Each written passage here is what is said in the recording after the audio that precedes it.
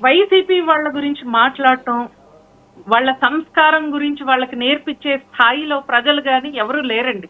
ఎందుకంటే పాలిటిక్స్ లో గత కొన్నేళ్లుగా ఉమ్మడి ఆంధ్రప్రదేశ్ కానివ్వండి, మళ్ళీ సెపరేట్ అయ్యాక కూడా before Jagan, after Jagan politics ఏంటి అనేది క్లియర్ గా ప్రజలకు ఒక అర్థమైపోయింది సార్. ఎందుకంటే బిఫోర్ ఎలక్షన్స్ అనేవి ఎలక్షన్ లో మాట్లాడడం కానీ, ఆ తర్వాత ప్రభుత్వాలు ఏర్పాటయ్యాక అటు ప్రభుత్వ పెద్దలు ప్రతిపక్షాలతో కూడా ఎలా మాట్లాడేవాళ్ళు, అసెంబ్లీలో ఏదైనా క్వశ్చన్ ఉంటే ఆ క్వశ్చన్ కి తగ్గట్టు విమర్శలు చేసుకోవటం, అంతేకాని ఎప్పుడూ కానీ వ్యక్తిగత దూషణలు, మహిళల మీద, ఇంట్లో ఉన్న మహిళల మీద మాటలు, అసలు మాట్లాడలేని భాష యూజ్ చేసింది ఎవరు అంటే జగన్ అనుకో. పూర్తిగా పాలిటిక్స్ ని మార్చేసిన వాళ్ళు ఎవరన్నా ఉంటే జగన్ అనుకో.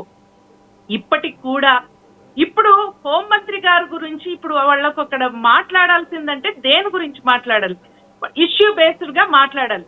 వాళ్ళకి ఏం ఇష్యూ ఉంది, దానికి సొల్యూషన్ ఏమైనా ఇవ్వగలరా, దానికంటూ ఏమైనా చెప్పగలరా, లేకపోతే అడ్వైజ్ ఏమైనా ఇవ్వగలరా? ఇవి వాళ్ళు కార్యకర్తల మధ్యలో కూర్చొని ఒక మాజీ మంత్రి, ఒక మాజీ ఎమ్మెల్యే మాట్లాడాల్సిన మాటలు, ఒక ప్రతినిధిగా, ప్రజాప్రతినిధిగా మాట్లాడాల్సిన మాటలు అవి.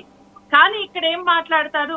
ఏ వైసీపీ నాయకుడు కానివ్వండి, ఆఖరికి జగన్మోహన్ రెడ్డి కానివ్వండి, ఇప్పటికి కూడా మహిళల మీద బూతు పురాణమే మాట్లాడారు. ఆఖరికి వైసీపీలో ఉన్న మహిళలతో సహా గురించి తీసుకుంటే ఆమెకు వచ్చిందల్లా బూతులే.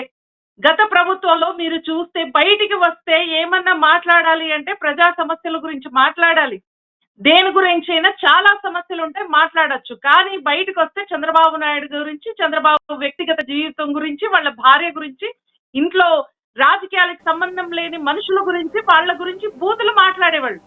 కాబట్టి ఇందుకే బిఫోర్ జగన్, ఆఫ్టర్ జగన్ అంటున్నారు. ఇప్పటికి కూడా ఒక రాజకీయాల గురించి మనం మాట్లాడుకోవాలంటే అసలు వీళ్ళని మధ్యలో తీసుకురాకపోవడం మంచిదనే ప్రజలు పూర్తిగా 151 నుంచి 11కి దించారు. అయినా వాళ్ళు ఏ మాత్రం మార్పు గాని, వాళ్ళు కనీసం ఆత్మవిమర్శ గాని, రియలైజేషన్ గాని ఎందుకు 11 వచ్చాయనేసి ఆఖరి జగన్మోహన్ రెడ్డి అనుకోవట్లేదు కాబట్టి వాళ్ళ కార్యకర్తలు కావచ్చు, కింది స్థాయి నాయకులు కావచ్చు, ఎవరు దాని గురించి పట్టించుకోవట్లేదు. ఎందుకంటే జగన్మోహన్ రెడ్డి గారు ఇంకా అది ఒక ఊహాతీతమైన లోకంలోనే ఉన్నారు.